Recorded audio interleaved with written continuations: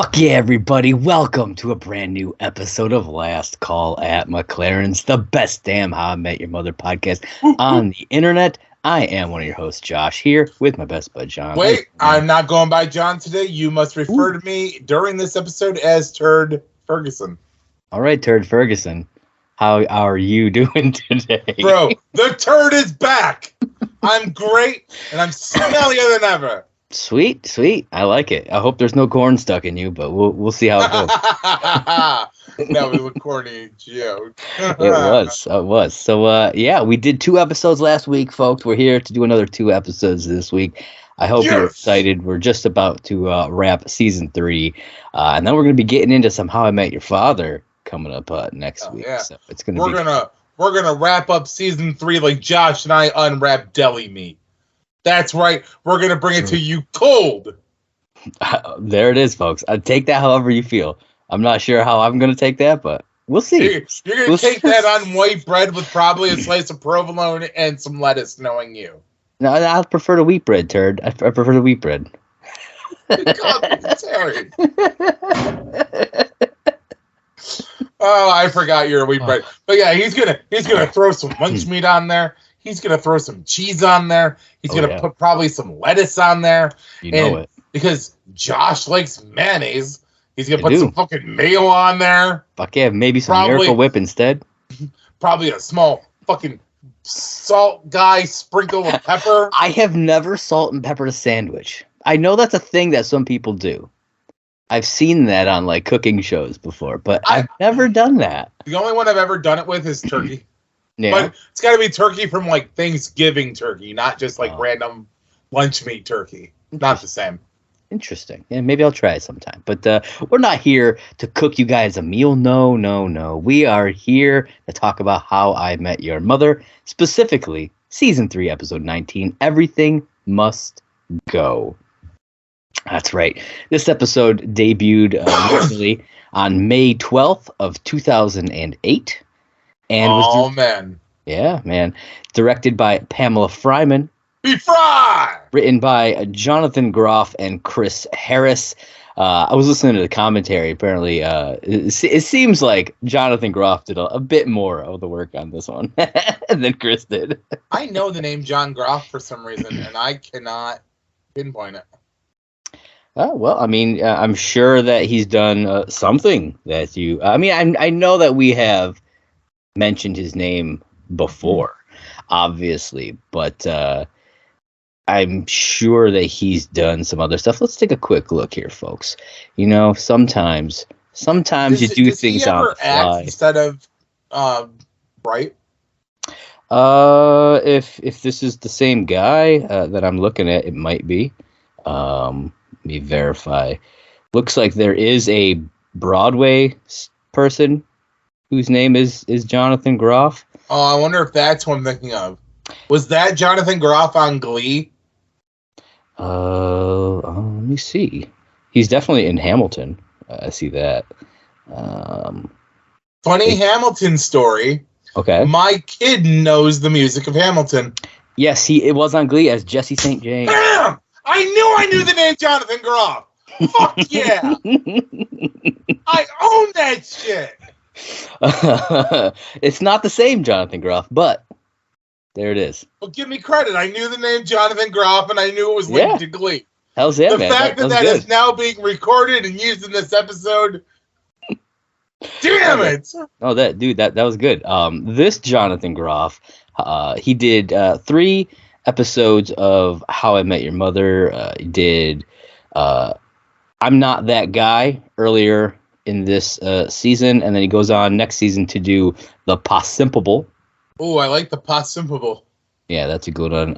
He wrote an episode of Scrubs. It was Our Drunk Friend. Oh, that's a good one. That's the Colin Farrell episode. No. This is a different one. This is from season 9. It's the second episode of season 9. Oh, shit. So not the one I was thinking. No, yeah. I know what one you're thinking of, which is a fantastic episode. He called me pretty, or he called me bunny. Yeah, called me bunny. Also wrote on Happy Endings, which was a great show, Blackish, and then some of the How to Train Your Dragon Netflix stuff that they did. Oh, okay. Well. Yeah. So he did some stuff, Yeah, he's been around. He's been around the block a few times, John. Oh man, I didn't mean to derail us that bad. I'm sorry. No, man, because that was good. Because now everybody knows just how much you love Glee. I mean, oh damn! But hey, can we just take this from the top? you can't.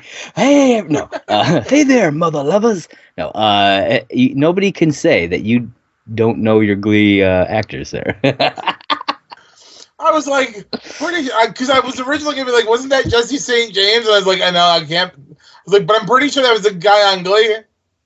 Hey, you were right. There you go, sir. All right, so the summary for this one.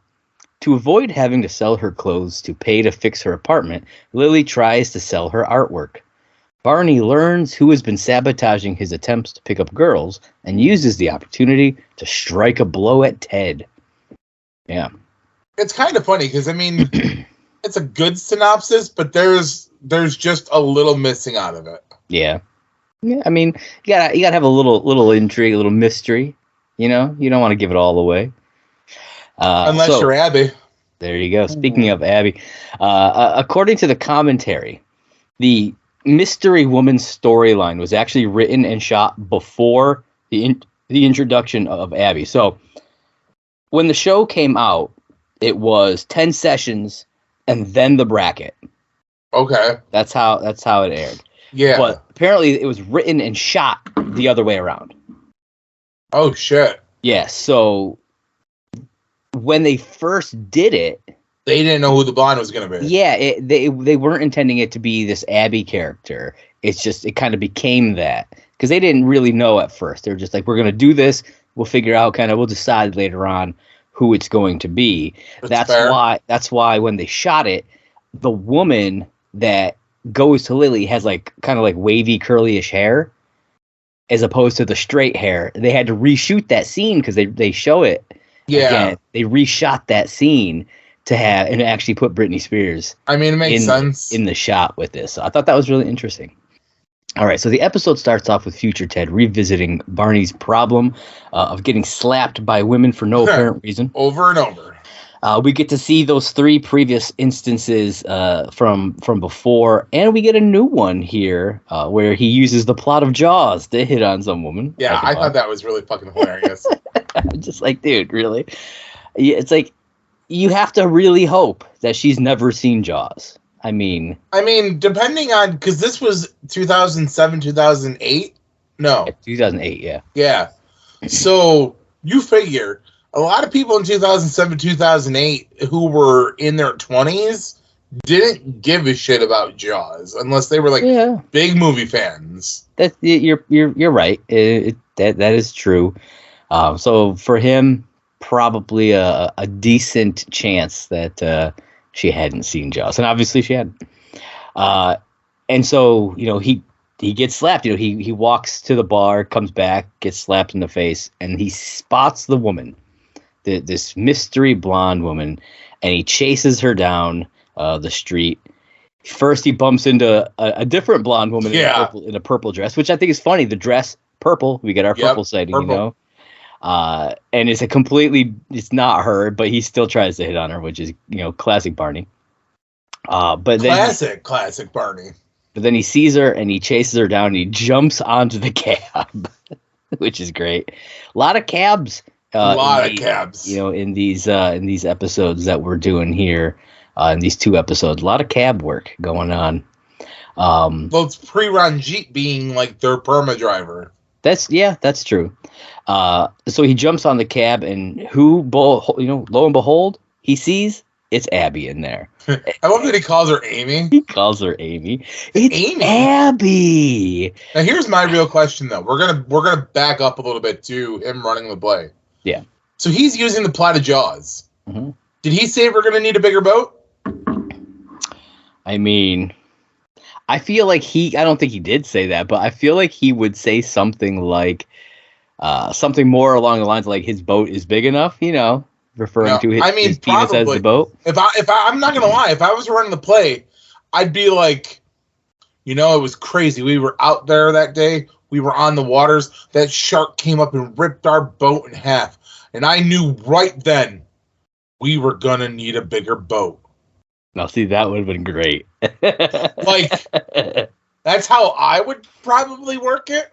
Yeah. And then I'd be like, I would work the rest of it where I was like, like, we were going to be damned if we do, damned if we don't. We were going to take that shark down. It was not going to terrorize our town anymore.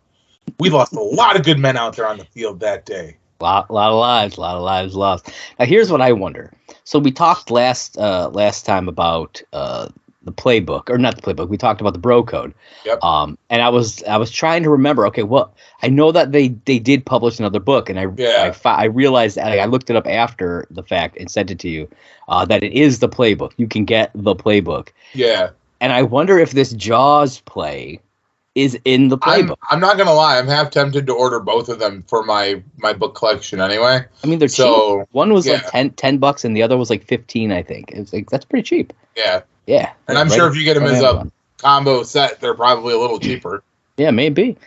So I mean, that's not bad. But yeah, I really want to know. I would love to sit down with them and like maybe like one of those times like where we don't well, maybe we could do like an after hours and like I'll skim through the book. Yeah, it could be fun. Could be real fun. Could do a series on it, just going through the plays and going through the bro code and stuff, checking everything out. It'd be fun, I think. Let us know, guys. Hop on to Twitter at Last Call HIMYM. Is that something that you would be interested in? Do you want to hear me read to you? I'll do it in my sexy voice. There he is. Where I sound like Holt from Brooklyn Nine-Nine. I'll read just like this, with no enthusiasm in my voice at all. Booyah. Honestly, you sounded a little bit more like the State Farm guy. I think it's State Farm. No, are you talking? Is that the one that is? Well, no, whichever one. Is State Farm. Well, you're talking Allstate. Allstate, that's what it is. Yeah, the Allstate guy who was also in Brooklyn Nine-Nine. Didn't he play Holt's brother? Not brother, but it was like a friend of his or like a mentor or something like that. Like It's been a while since I watched Brooklyn. Yeah, but that's not what we're talking about today. We're talking about How I Met Your Mother. It's true. That's true. So we then flash over to Lily's classroom, and she's being constantly shown pretty much the same picture of a rainbow by the same little girl. And she's enthusiastic every time. But as future Ted talks about, you can do something 1,000 times, but that 1,001st time that you get it wrong, that's when things go bad. Listen, I love when Lily's like, oh, another rainbow. Aren't you getting sick of these? They go back to the current time, and it's what Ted says that makes the moment. I love that Ted comes home. He's like, oh, how was your day? And she's like, oh, I made a kindergartner cry for painting a rainbow. And Ted's like, a rainbow? Sounds like that bitch had it coming. Yeah. And I'm just like, say what you will about Ted overall. He can be a real asshole. Great moment, though. Yeah, man. He's always got his friends' backs. You know what I mean? Always. even if that means putting down like a 5-year-old little girl. I mean, there are definitely moments in the series where like Ted's an unintentional asshole, but it comes around to be like hilarious, like this moment. Yeah. Or one of the big ones that always sticks out for me, well, more than sticks out, it kind of drops out, is the whole cooked poo. Oh my goodness. Because that's not him being an intentional dick. That's him thinking the class pulls a prank on him. Yeah. And it just happens to be that he comes off as a straight asshole. It does make him and the one that makes it even worse is at the very end when Wendy comes out with the food and she's like, I got an order for cooked poo, and he goes, oh great, now you got Wendy the waitress in on it, and Pooh's like, yep. Oh man, that's a good one. I can't I can't wait till we get up into those episodes. It's gonna be good times. So we go through that. Yeah, we, like you said, we head over to the apartment where she she's talking to Ted about stuff. And then Marshall walks in. He's got some bad news. Dude, he's got bad news. moves. It's going to cost them a whole lot more than they anticipated to fix the slanted floor in their apartment, and which they already can't really afford. No. And so Marshall suggests that Lily start selling her designer clothes. That's not how he words it at first. No, it's not. He says you're going to need to start selling your stuff. And her response is classic. Well, that's just a game we play in the bedroom. Yes. And I have questions. Okay, let's hear those questions. My question. How much you selling your stuff for? Talking to me? Yeah. Going price. If you were to name a price right now that somebody could be like, listen, how much to have sex? No questions asked. What are you telling them? Honestly, my price is probably lower than it used to be. Just because I'm kind of, been broke for a while. I mean, a couple grand. I think I'd be good for that. Couple grand. Shit. Yeah. Fair. I mean, unless it's somebody who I'm like, oh, I'd do you for free like that. You know what I mean? Then I'll bring that price down.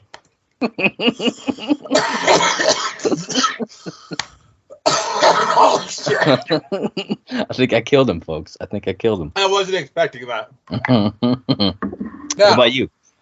Oh, fuck, man. 95% of the time I'm free. I don't give a shit. It's I'll have fun. I mean, I don't give a shit. It's a fun time for everybody involved usually. So, I mean, like, let's snap, crackle, and pop that case open and have us a good time. Now, if it's on the other hand, where a guy was to hit me up and say, how much for a good time? Mouth to mouth. Mouth to mouth. Give me a couple grand. We'll be good. I mean, I once saw a movie where Jason Mewes was sucking dick in a bathroom for $10 a pop because they needed gas money.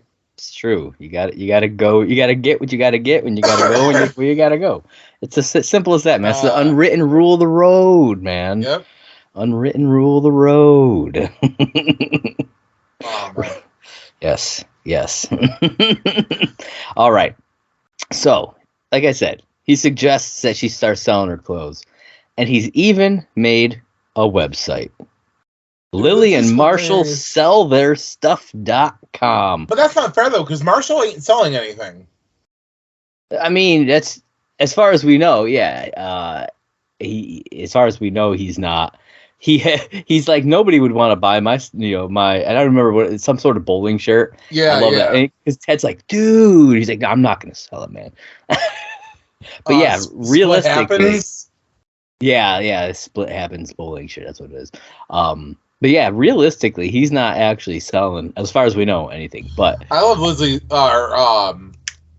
counter though about the name of the website. Make a website. It's Guy forces his wife to dress in a garbage bag for the next 3 years.com. Yeah. And at one time, both of these sites were real. I do remember the first one, the Marshall and Lily sell their stuff. Yeah, that site they actually used as an auction site where they auctioned off actual wardrobe from the show. Yeah. For a children's hospital charity. So I thought that like they were actually selling Lily's clothes like they were doing on the show. But yeah, the other one was real. Neither of them are accessible anymore. I mean, that makes sense. The other one was real, and it had like pictures of the guy with his wife in the trash bag. I'll put them up in the video so people can see them. But yeah, because like you can still find them like on Reddit and stuff, and just like if you Google search or whatever, you can find some of the pictures. So they're pretty funny.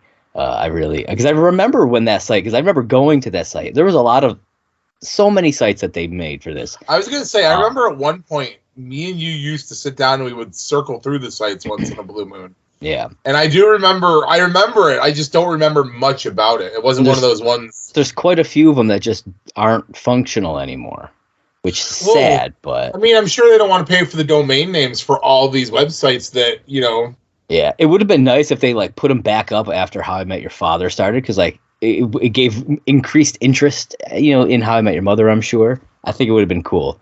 CanadianSexActs.org. It's not accessible anymore. What would have been really cool is if they'd have made a master website that could have had all of it somehow. Where it's just like you click a tab and it takes you to the next page of it or whatever. It's just all on one. Yeah, that would have been pretty awesome, actually. Just like some sort of archive site would have been good. I don't know. I would have loved to have had that ability, or if somebody else had just like archived everything with like screenshots of every page and put that up somewhere. That would have been really cool. If anybody out there knows whether or not that exists, I couldn't find anything like that specifically. But that'd be fantastic to find some of that stuff, because as we go through this, I'm going to want to look at some of these and show people the stuff, because it was really cool when it was going down. Hells yeah. So we flash back over to Barney and Abby in the cab, and she's explaining that the reason that she's been sabotaging Barney's love life is because he slept with her and never called, which confuses him, because he's like, "That's it? Yeah. You should be lucky that that's all." Yeah, you were left on dry land with a place to go and stuff. What's the matter? Yeah, because that's literally what he does with everybody. Yep. Pretty much, It's one night stand territory, but she is far too. I don't want to say crazy, but a little bit. Abby's definitely. I don't know if I would go as far to say she's crazy. She's eccentric. She's something, man. She is something. This is still Brittany, though, when she was like, I know this is like post 07, like meltdown and like shaved all her hair off Brittany, but she looks good in these episodes. Like, oh, absolutely. So it's like, It kind of sucks that as Abby, she gets like the shit treatment, because like, she seems like the kind of girl who you could really be happy with. She does lean a little heavy to one side on the crazy hot scale, though. You're right. The hotness is like amazingly like that point has to be pretty high up on the chart. I wouldn't doubt that at all. You know what I mean? She's in that Mendoza area. And man. Britney Spears is right there with her at that point, It's true. It's very true. She's also upset that Ted, who she claims is the love of her life, started dating her boss Stella instead of her. Because she just assumed that would happen after she chased him down the street that one day. Imagine that being the love story. This one time I chased your dad down the street. Oh my God. Dude, that would have been hilarious if they had done, how they do it later on with Robin? Oh, yeah. Where they kind of started off where it's like she's telling the side, but it's, how funny would it have been if they did that with Abby? And it was just like, she's just like talking to like dolls or something. I think that would have been fantastic. What would make that even better is they make you think she's talking to somebody, but there's nobody there. Like, she's really going mental. Yeah. That would have been in an insane asylum, just looking at a padded wall in like a straitjacket. That would have been fun to have seen later on in the series, something like that. So Barney also vents a bit about Ted, ditching him and everything. And he and Abby admit, to hating Ted, even though she really doesn't hate Ted. She hates and loves him at the same time. You know what I mean? And then they wind up sleeping together again. Yeah, because Barney's like breaking his own rules. He's admitted before, though, he's went back to the same chick on multiple occasions. It takes a lot for him. I don't think it took that much here. I think it's just he's mad enough at Ted, and she was like, "Now I'm horny, let's do it." That was pretty much it. That was it for him, man. Yeah. Sometimes, you reach for a Cheeto, things get hard, and you just go for it anyway. There you go, folks. I don't know what you want to call that play, but there it is. Cheeto dust. He just dusted his own Cheeto. Cheese balls. There it is, folks. Perfect name. Cheese balls. Write it down. So then we head over to the apartment. The gang is going through Lily's stuff, and Ted questions whether Lily has actually worn most of it, to which Robin says, I doubt that there's definitely something that you haven't worn, said in your closet, and she's referring to the red cowboy boots. I love it. This is the introduction to the red cowboy boots. Dude, they're so new. They're still fucking shiny. They are shiny, man. I love, that he's like, I can pull them off. He comes out with them on, kicks his foot up. It's great. He has such confidence when he wears those boots. What reason he bought those? Didn't they? I feel like they show us at some point in the series. I remember him having them for something, but I don't exactly remember for what. I don't honestly remember what it was, though, but I'm pretty sure they show us the origin of the boots. Maybe. At some point. We'll have to keep an eye out. The weird thing is that, like, I know plenty of people who've owned cowboy boots and, like, wore cowboy boots as a regular. I mean, shit, I went through a phase in high school where I wore biker boots for a year. I don't know if you remember that or not. I had those Harley boots. Honestly, I don't. I thought I was the coolest shit. But I know this for a fact, and that is that nice cowboy boots, like really good cowboy boots, one, are not cheap. Yeah. Two, I have never seen straight red cowboy boots. I've only ever seen straight red cowboy boots on kids' boots. Like when I was looking for boots for my daughter, they had straight red ones. And I was very close to buying them. Simply so I could be like, you are pulling them off. First off, yes. Yes. Second thing that really upsets me about him wearing the boots is the way he wears them. Because he tucks his jeans straight down into those boots. Yep. A true Western wearer of the boots of cow.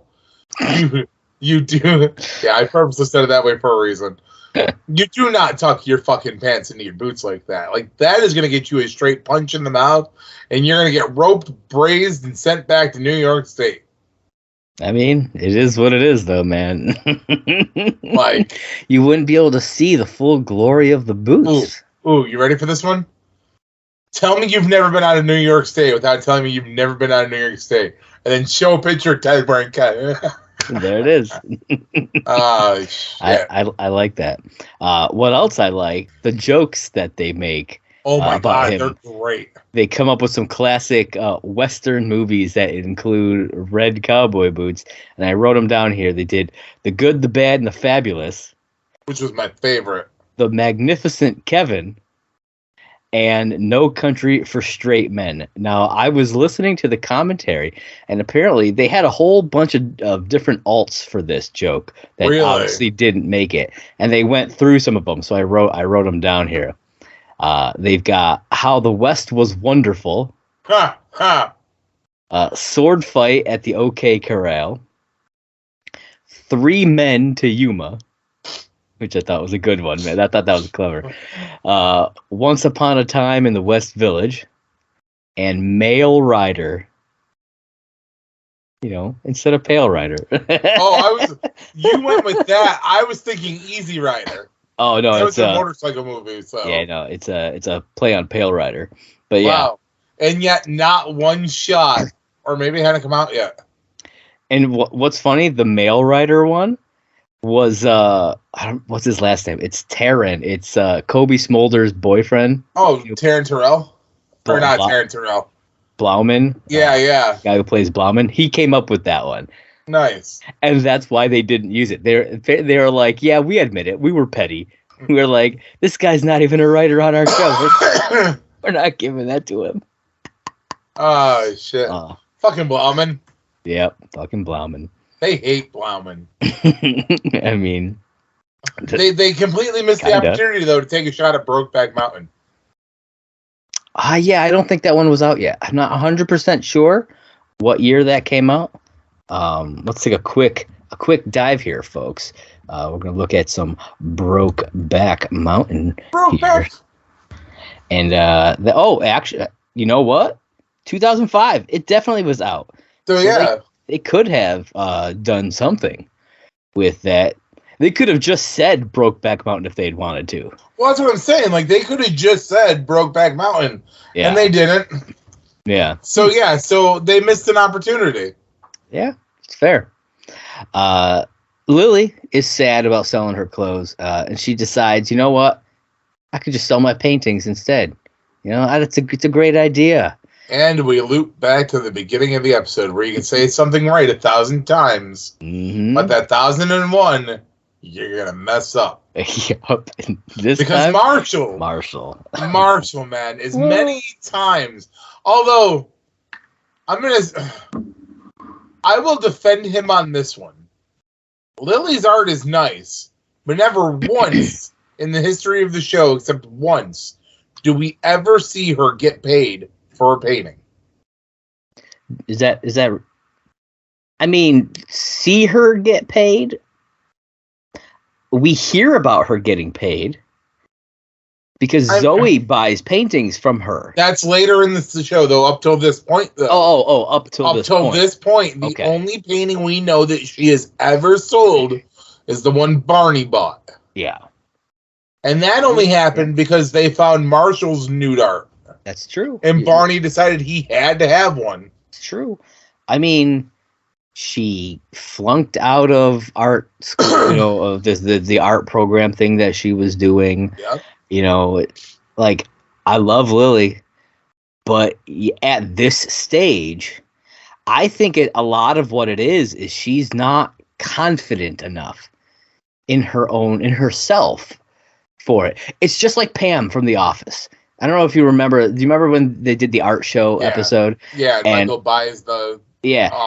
Oscar and his boyfriend are there, and they don't know she's there, and they're like, she doesn't have the confidence and drive or whatever they say.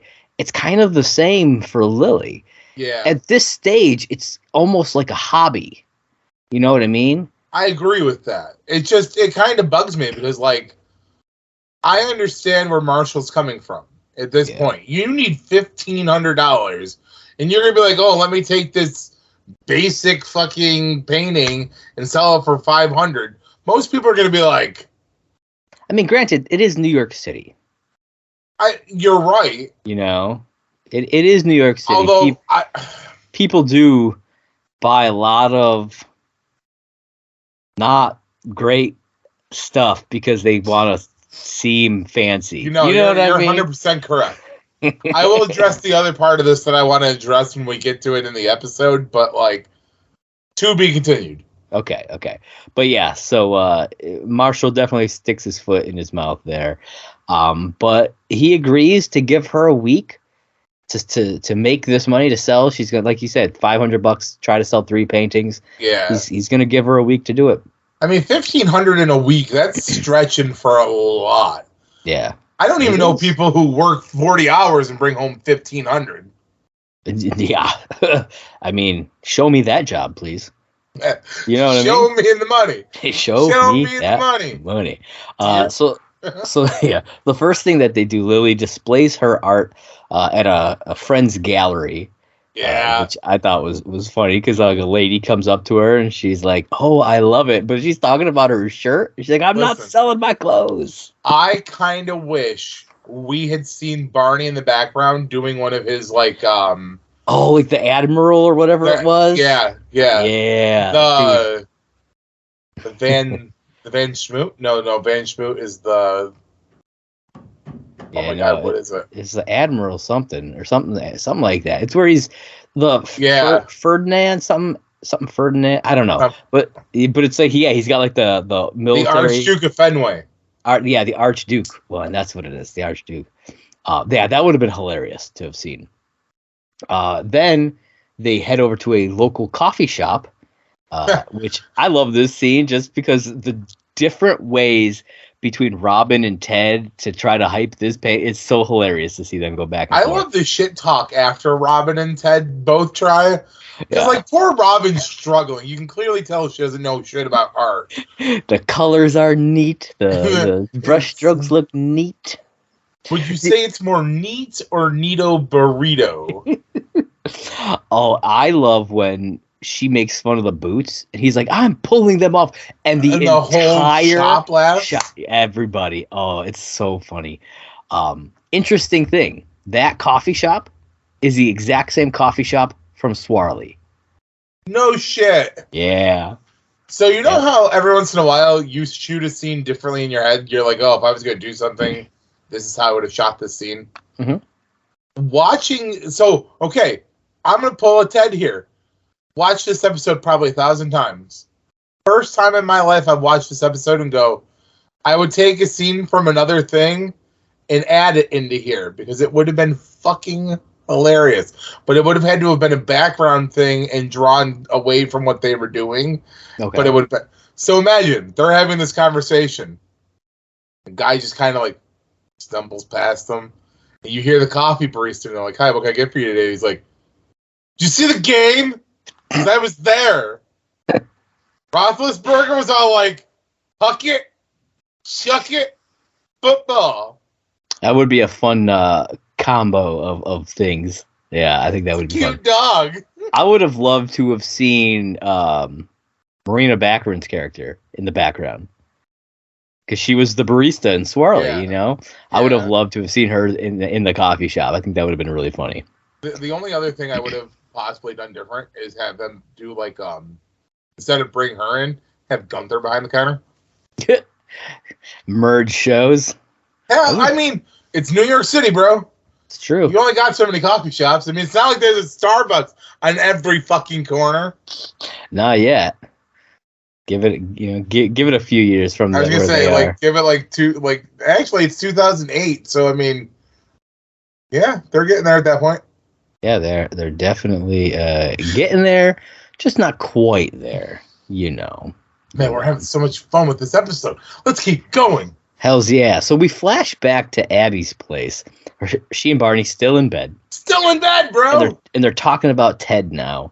Barney comes up with this idea to show Ted just how lame he gets when he's in a relationship. Haircut. Also awesome, but lame. I know I said it before, you made fun of me before, but she is so damn funny on this show. Dude, my God. Like, I love her on this show so much. So much so that I want her to pop up on fucking How I Met Your Father. I mean, never say never. It's true. Oh, God. It would be... I mean, we had Meghan Trainor. Why not bring in Britney Spears? Let's do it. Come on, guys. Let's go. So we hop back over to Lily. She decides to sell her painting on the street this time. Listen, this is probably my favorite one because I love the guy selling socks. The crazy sock guy? Crazy sock guy? Yeah. What are you selling yours for? So I can buy heroin? Heroin. I really like heroin. And that even dude, if you sell your painting, I've seen that guy.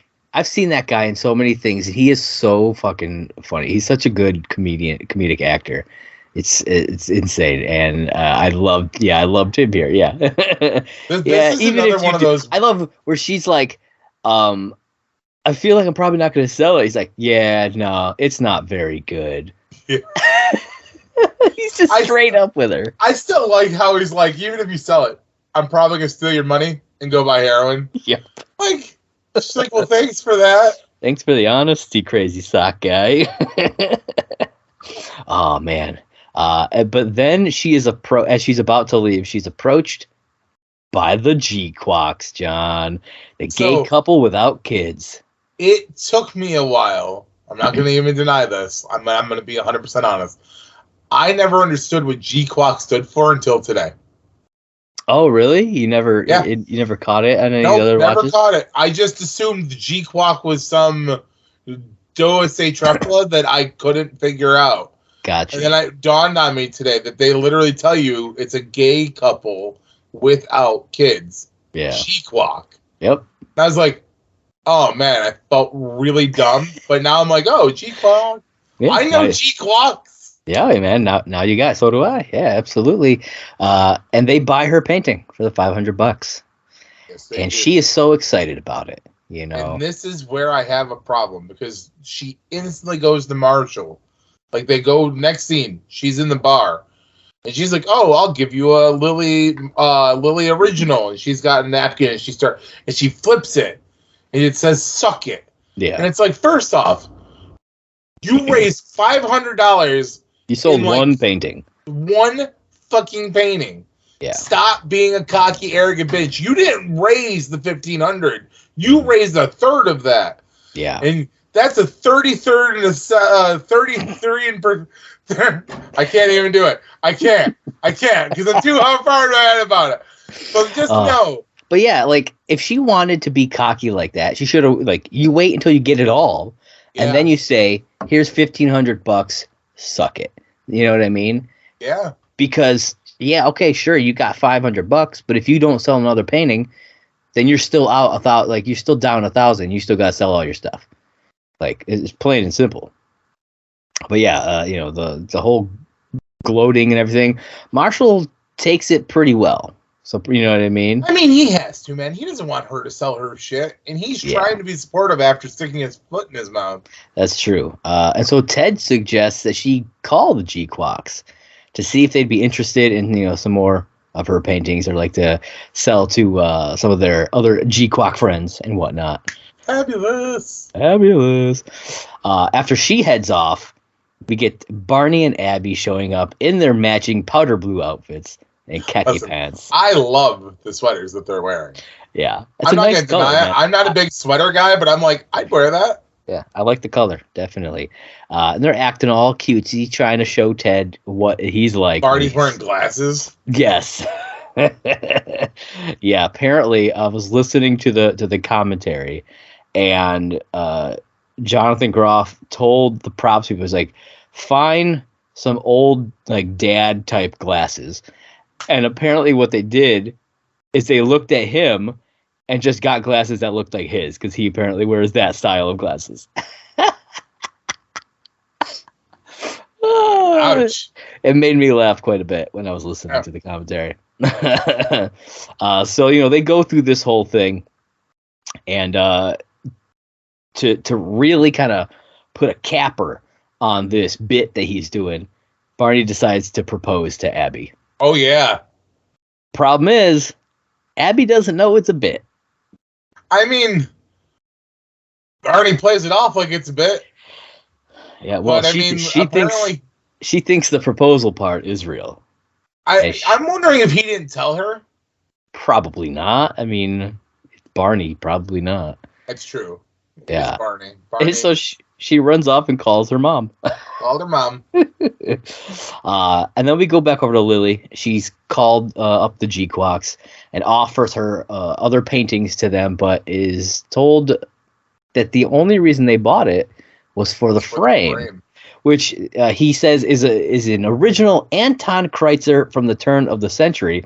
And I found out the name Anton Kreitzer was the name that Norm used as his alter ego in the Cheers episode, The Two Faces of Norm. See, and that's what I'm talking about. That's why I love shit about this show. Little nods to everything. Yeah, I was like, oh my god, that's amazing. Because I was like, is Anton Kreitzer like a real guy? Like, what is this? I had to find out. No, nope. It was from Cheers. There it is, folks. Give me a Norm. I don't really have a good Norm. No, I just mean like a Norm. Oh. Turd. Oh, hey, your name's not Norm. Your name is Turd Ferguson. Turd Ferguson. There it is. And then they tell her that they actually threw her painting away, which I'm like, that's harsh, man. Real harsh. I mean, here's my thing. If you were gonna just trash the painting anyway, why not just tell her that then? And why not just be like, we just want to buy the frame? So she may not have sold it to them. Maybe that was their thing. They didn't want her to know that she had this nice, because that thing was honestly, that frame might have been worth $1,500 or more. And they got it first. So here's my real question then, because I didn't think about this until just now. How did she get their phone number? They did a cash transaction on the street. That's a good question. I hadn't thought about it either. Yeah, she just happens to have their phone number for no real apparent reason. Huh. She opened up a phone book, looked up G-Quack. It's just in there.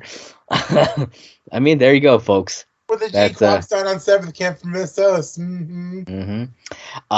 And so now she's heartbroken about all this, and now she's forced to sell her stuff. And as she's sitting on the couch, she's sitting there with Robin, or whatever. She gets a sale from a Canada girl at MetroNews1.com. Yep, one of her shirts, or no, it was a dress. Yeah, while she was sitting there next to her. Listen, bought it I love what Robin says, though. It's still in the family. Still in the family. Now, I want to keep track. I want to see if she wears this on the show. Oh, that'd be hilarious. You know, because I say this because in the next scene, Marshall and Ted, they burst in, right? And they reveal that they went to the G-Quack's apartment. Oh, yeah. And so we get this scene over there. The shirt that the main guy, Lawrence is his name, is wearing, they reuse that shirt later on in the show. In season 8, Robin's boyfriend Nick wears that exact shirt. If you go to Nick's fandom wiki page on the How I Met Your Mother fandom wiki, it's a picture of him in that exact shirt. No shit. Yeah. So I'm just like, they obviously do use the wardrobe stuff over. So I think it would have been a cool thing if Robin winds up wearing this dress or whatever. Fair. I have to keep an eye out for it, man. We'll have to see. If any of you know, just off your heads, let us know at Last Call, HIMYM. Pics or it didn't happen though, folks. Fair. You know what the kids say. That shit's on fleek, right? Totally on fleek. I'm not even sure what that means. Usually means it's on point. Oh, okay. Well, then my statement is on fleek. I mean, you know what kids fucking say? Fucking mint. Fucking mint, folks. Fucking mint. Apparently, as I think have learned before, gay guys love Marshall. I mean, they do. They do. I love the fucking how he compliments him. Yeah, we're here about the painting my wife sold you. Apparently, you guys were just interested in the frame. He's like, it was the one with the nice frame. The nice frame. Talk about a nice frame. Yeah. But then Ted says, he's like, I gotta ask you this, and he asks him about the boots. He's like, what do you think about the boots? And Lawrence gets his. I don't know if they're married or not at this point, because I don't honestly remember when gay marriage was legalized. So I don't honestly know if they would be legally married at this point. But he gets his partner in, and he takes a second. He looks at it, pulling them off. And Ted, he's triumphant. He walks out. He goes back out to the cab. Just instantly walks right back out. Yeah, man. He is G-Quack approved, man. I guess if you got a G-Quack approval. That's all he needed, man. That's all Ted needed. He was looking for somebody. Somebody between his friends and the entire cafe laughing at him about these boots. He needed somebody. He needed a win on these boots. Because literally, that's his only storyline in this episode. That's it. I just want somebody to hug me and say that everything is going to be all right. It's boots and talking to Abby and Barney at the bar. That's it. That's his whole storyline. Is boots in that. Boots. Boats and hose. Boats and hose, Ted. Boats and hose. So Marshall found out that they put it in the dumpster downstairs, but when he got there, it was gone. But the super told Marshall that he saw a doctor take the painting. So they decided to go visit this doctor to see, like, why did you take the painting, And they find out it's a veterinarian, and he tells him that the painting seems to calm dogs down. Yeah, it's kind of weird. Yeah, it gives, which is interesting because I think I'm trying to remember if it's said in the episode or if it was said in the commentary. I don't honestly remember. But dogs are they don't see colors. Yeah, no, that's not mentioned in the episode, but okay. I thought the same thing. Yeah. Like, dogs are colorblind, so they're not seeing what we see. Yeah. So it could be something in the patterns that just calms them? Yeah. But it does not calm birds, man. It bums them out. Oh, yeah, man. It makes them crazy. Because he tells this story. A bird pried open the cage and flew into a ceiling fan. It's like, God damn. Oh, Like, shit. well, don't take your paintings to an aviary. Yeah. Or maybe do. Could be interesting. See what happens. Right? I don't know. We'll have an interesting time. And so the doctor agrees to buy 4 more paintings. Yeah. All at $500 a piece. Yeah. Which gives them $2,000. Mm-hmm. And well, 2,500 total because of the first 500. Oh yeah. So they wind up with an extra $1,000.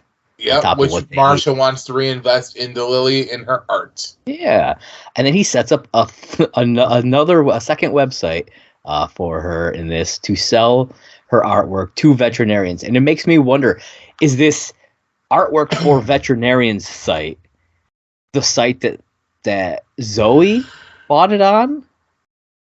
You know what I mean? Like, I don't remember. I don't remember if they specifically say where she got the art from. They don't. So it makes I have to wonder if she got it off this website. I don't know. But then we get a bird smashing into the window. Yeah, I love Marsha though. Man, birds really don't understand you. Mm-hmm. Reminded me of the cockamouse. Yes. The cockamouse smashes into the window. Yeah, that's what it made me think of. Oh man, that is such a great thing. We're so far away. Yeah. So the episode ends with Abby doing some wedding prep in her apartment. Barney comes over because he apparently forgot his tie there. Rookie move, first off. Yeah, very rookie move. Like, because that requires him to go back to the scene of the crime. Like, rookie mistake there, dude. Like, what are you doing? I thought the same thing. Mm-hmm. So he tells her that, they're not getting married. But he says it's because Ted told him not to do it because he must still be in love with Abby. And then he gives Abby Ted's address and just leaves. The thing is, though, they set this kind of thing up, but we never see or hear from her again. Nothing. Like, she has Ted's home address. Yep. And she's madly in love. We don't know that she actually has Ted's home address because she never shows up there. I mean, I feel like for all we know, because of how upset with Ted Barney was, I think he would have gave her the actual address. I mean, maybe. But for all we know, he gave her the address to some crack den that's been abandoned. And she went in there to, see Ted, got mugged, stabbed, and, bled out. I mean, you never know, man. Or maybe she married the crack dealer. Oh, yeah. Maybe she married the crack dealer who looks like Ted Mosby. Maybe. Or maybe she met Ted Mosby, the porn star. I was just thinking that. It's as close to Ted Mosby as she could get, so she took it. Oh, she took it. but she told him, she said, but I'm changing my last name to Mosby, so when they get married. So you're going to have to deal with that. Whatever the fuck his name was. I don't remember what his actual name was. No, like Kyle something, maybe. I don't even remember. He's Ted Mosby. That's all we need to know. Okay, so according to the commentary, the original ending for this episode was supposed to be Barney would go in and break off everything with Abby, and she would get really pissed off because of the fake proposal and continue to stalk him. Oh, that was how things were supposed to originally go. But apparently on the day of shooting, they rewrote that ending to what we got. And this is why writers on set are very important. I bring this up because we're in the middle of a writer's strike right now. Just like we were during the season. And this back half of the season happened after the last writer's strike. So like they were rushing to get everything done in the first place. And so like this is a reason why having those writers on set, they're being treated right is important. It's very impactful. And I just wanted to put that out there. So, yeah. I thought yourself out there. Okay. I'm here. What up, folks? What up? All right. So, that is all for this episode. It's season 3, episode 19. Everything Must Go. John, what are your final thoughts on the episode? A good episode. Yeah. It's funny, man. It is. It's start to finish. I laughed. I had a good time with it. Yeah. I don't hate this one. Yeah. Anytime that we got to see Brittany come in and play this character was always great. She's hilarious. And then the start of the boots is fantastic. I really enjoy this episode quite a bit. It's a fun one. It's a real fun one. All right, so now we talked about the episode. We've chit chatted, we've had some laughs, but now it's time to get serious, John, because it's time for Barney's blog. Suit up, bitches! Yeah, that's right. All right, so for this one, we are taking a dive. We're gonna fondle Barney's mail sack number 6. That's right, folks. We're gonna fondle that sack. All right. Want to touch the honey? Yes.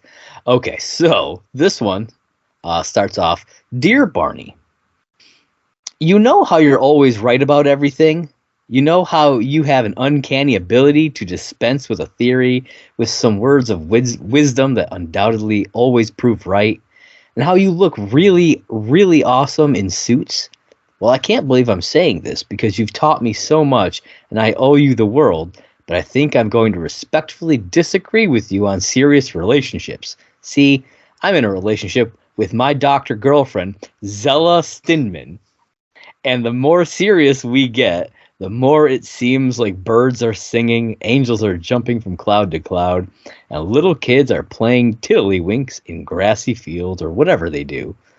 That seems so much more rewarding to me than how an awesome best friend has incredible sex with one hot chick one night and then with a new and different hot chick the next night, and so on ad infinitum. Is there something I'm missing? Med Toesby, New York, New York. Obviously, wow. Barney wrote this letter, quote unquote, using Ted's situation to make fun of him, which I thought was pretty funny. So he answers back. He says, Dear Med, yes, you're missing something fundamental. Observe. And he puts up a picture of a line graph where it's percentage of lameness to seriousness of relationship, and the line just kind of steadily goes. So as the more serious the relationship gets, the more lame that you become. And then it just says, get well soon, Barney.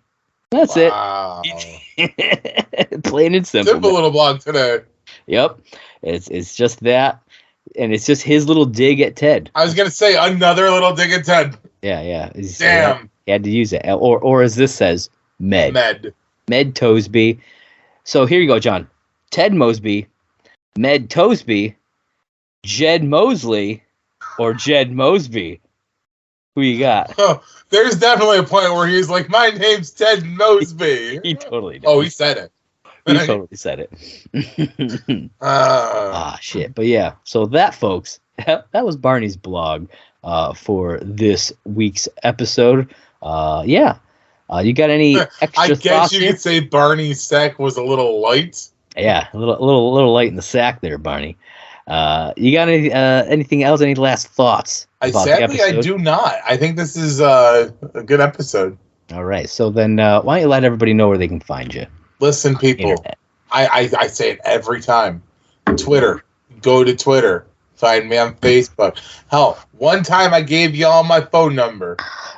I cut that out of the episode. Oh, did you? Oh, yeah. Well, I pulled it. I shot it. I put my phone number in the episode. Josh cut it. I did cut it. No wonder why I didn't get any text messages. Yeah, I didn't want to risk that. That was early on. We didn't know what kind of crazies might be watching the show. True. We still don't know what kind of crazies might be watching our show, but they're loyal. They are loyal. And we love you, people. We absolutely love all you crazy. So you're going to hop on over to Twitter. It's simply saying J1, and you're going to just drop me a one-line message that says, what up with that? What up with that? That's right. That's all you got to do, folks. You can follow me on Twitter at MovieBlogMerc. That's the Twitter page for my site, Merc from the Movie Blog. I'm not going to do it. You're not going to do it? Okay. Nope. Don't do it then. I'm going to unfollow you right now. You son of a bitch. Listen here, folks. If you're sick and tired of Turd Ferguson like I am. I'll fucking play right now. Recast my position. Then head over to Twitter at Turd Ferguson and unfollow that son of a bitch. Oh, man. Turd Ferguson J1. That's what it is. That's what it is. But yeah, if you are watching on the YouTube channel, you are watching on the Merc of the Movie Blog YouTube channel. So be sure to hit that like button, smash that subscribe button, click that little bell, wherever the fucker is.